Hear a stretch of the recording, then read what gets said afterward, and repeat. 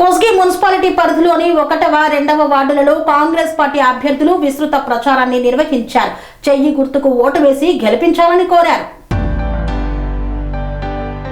నారాయణపేట జిల్లా కోస్గి మున్సిపాలిటీ 1వ, 2వ వార్డుల్లో కాంగ్రెస్ పార్టీ మున్సిపల్ కౌన్సిలర్ అభ్యర్థులు ఇంటింటి ప్రచారాన్ని విస్తృతంగా నిర్వహిస్తున్నారు. 1వ, 2వ వార్డులోని ఇంటింటికి తిరుగుతూ హస్తం గుర్తుకు ఓటు వేసి గెలిపించాలని కోరారు.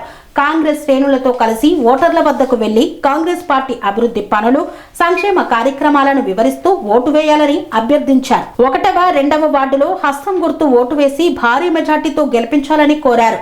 హర్షవర్ధన్ రెడ్డి మాట్లాడుతూ 1, 2వ వార్డు కౌన్సిలర్లను ఈసారి కూడా గెలిపిస్తే వార్డును అన్ని విధాలుగా అభివృద్ధి చేస్తామని హామీ ఇచ్చారు. నమస్కారాలు. మా నాన్నగారు అయినటువంటి శంకర్ రెడ్డి గారు అండ్ గోవర్ధన్ రెడ్డి గారు కీర్తిశేషులు ప్రజాసేవలో ఉండి మరణించడం జరిగింది. మా కుటుంబం ఎప్పుడు డబ్బును ఆశించి రాజకీయాలు చేయలేదు. మన ఇప్పుడు రూలింగ్ గవర్నమెంట్ ఉంది కాబట్టి రేవంత్ రెడ్డి గారి గవర్నమెంటు, మా అన్నకి రేవంత్ రెడ్డి సార్కి ఉన్న రిలేషన్షిప్ మన గ్రామ ప్రజలందరికీ తెలుసు. సో రూలింగ్ గవర్నమెంట్ ఉంది కాబట్టి మనం అందరం ఫస్ట్ వార్డులో బాలకృష్ణ భార్యని, సెకండ్ వార్డులో మా వదిన సరితమ్మని హస్తం గుర్తుపై ఓటేసి అత్యధిక మెజార్టీతో గెలిపిస్తారని మనస్ఫూర్తిగా ఆశిస్తున్నాను. ఇంకొక ప్రత్యేకమైన విషయము, మన ప్రత్యర్థులు ఆపోజిషన్ పార్టీ వాళ్ళు నా మీద ఏమి అలిగేషన్ చేయడానికి లేక వాళ్ళ దగ్గర నేను ఒక తాగుబోతును కాదు, తిరుగుబోతును కాదు, నేను ఒక ఎడ్యుకేటెడ్, నేను ఫారెన్ పోయేసిన, నా మీద ఒకటి మన రూలింగ్ గవర్నమెంట్ ఉంది, మనం డెవలప్ చేసుకుంటాము, నా మీద ఒక అలిగేషను ఇప్పుడుండి ఎలక్షన్ కాగానే వెళ్ళిపోతానని చెప్తున్నాను. ఇది నా మనస్ఫూర్తిగా నా గుండె లోతులని చెప్తున్నా. నేను ఈ ఎలక్షన్ కొరకు వస్తే దీనివల్ల నాకు వచ్చే పెద్ద కిరీటం లేదు. నేనేం కోట్లు సంపాదించిన, మా ఆస్తులే కరిగిపోయి ఇంతవరకు. నేను ఖచ్చితంగా ఇక్కడనే ఉంటా. నాకు ఇంకా వయసు ఉంది, ఇంకా 30-40 సంవత్సరాలు రాజకీయాల్లో ఉంటా. నేను ఖచ్చితంగా ఈ ఊళ్ళో ఉంటుంది. ఇది నా మనస్ఫూర్తిగా చెప్తున్న మాట. ఈ ప్రజలందరూ మన ఊరు ఒకసారి ఆలోచించండి. అన్న పోయినందుకే ఊరు సగం ఆగమైంది. అందరూ ప్రతి మనిషి ఎవరింటికైనా అదే మాట చెప్తున్నారు. సో గుర్తుపెట్టుకొని రూలింగ్ గవర్నమెంట్ ఇప్పుడు మన ఇంగిటే మన కిందికి మిందికి చేసినాం అనుకో, ఏ ఒక్క వార్డు వదులుకున్నా మన ఊరు సగమాగమైంది. ఇప్పుడు మన ఊరు గురించి ఎవ్వరు పట్టించుకోరు, మర్చిపోతారు. ఎందుకంటే రూలింగ్ గవర్నమెంట్ ఉండి కూడా అసలు ఈ జనాలు ఇట్లా ఎందుకు చేసిన ఒక ఆలోచన పడుతుంది.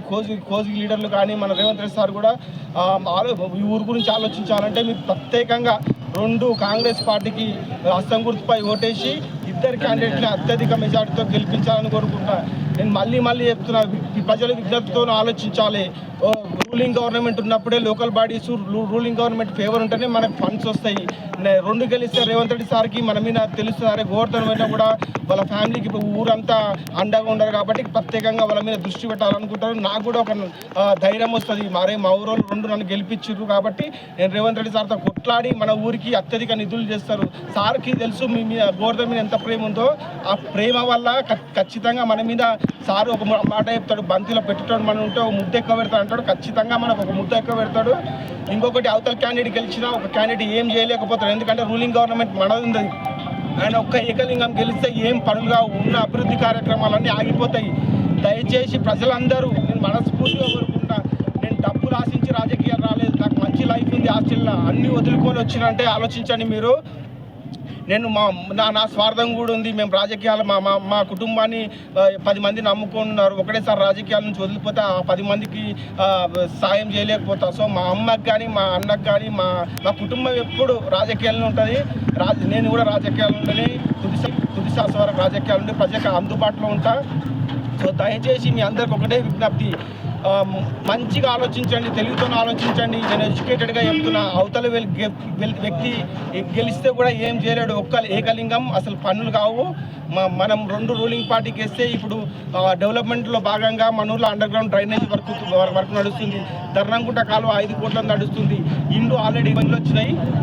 నెక్స్ట్ నాకు రేవంత్ రెడ్డి సార్ మాట ఇచ్చిండు, ఫస్ట్ వార్డుకో 50, సెకండ్ వార్డుకో 50 ఇండ్లు శాంక్షన్ చేసిండు. ఏప్రిల్లో పెద్ద ఎత్తున తిరుపతిలను దొరికొచ్చి ఖచ్చితంగా పెద్ద పండుగలాగా వేసి అందరికి భోజనాలు పెట్టి ఒకటేసారి 100 ఇండ్లు స్టార్ట్ చేద్దామండి.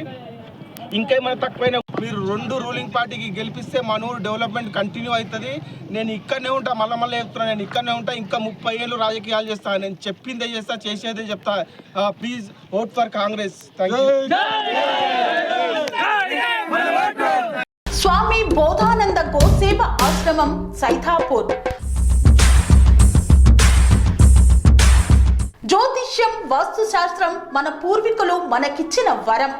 దుర్గాదేవి కాలభైరవ ఉపాసనతో వాక్సిద్ధి పొందిన శ్రీ శ్రీ బోధానందగిరి స్వామివారు మీకు ఎలాంటి సమస్యలున్నా వాటిలో ముఖ్యంగా ధన నష్టం, ఆరోగ్య నష్టం, భార్యాభర్తల మధ్య గొడవలు, ప్రేమించుకున్న వారు దూరం అవడం, ఎన్ని సంబంధాలు వచ్చినా పెళ్లి ముడి పడకపోవడం, రోడ్డు ప్రమాదాలు, అప్పుల బాధలు, వ్యవసాయంలో నష్టాలు, పెద్దల మాట పిల్లలు వినకపోవడం, ఆరోగ్య శాంతి, గృహశాంతి, మనశ్శాంతి లేకపోవడం, ఇలాంటి సమస్యలు ఉన్నట్లయితే ఒక్కసారి స్వామీజీని కలవండి. మీ సమస్యలకు తగిన పరిష్కారాన్ని పొందండి. అంతేకాక అన్ని రకాల వ్యాధులకు గోపంచకవ్య మరియు మూలికా వైద్యం చేయబడును. నమ్మకంతో రండి, ఆయురారోగ్యాలతో వర్ధిల్లండి. మా అడ్రస్ స్వామి బోధానంద గోసేవ ఆశ్రమం, సైదాపూర్, వీరభద్రస్వామి గుడి దగ్గర, యాదగిరిగుట్ట. సంప్రదించవలసిన నెంబర్ 9849213754 మరియు 9618034138.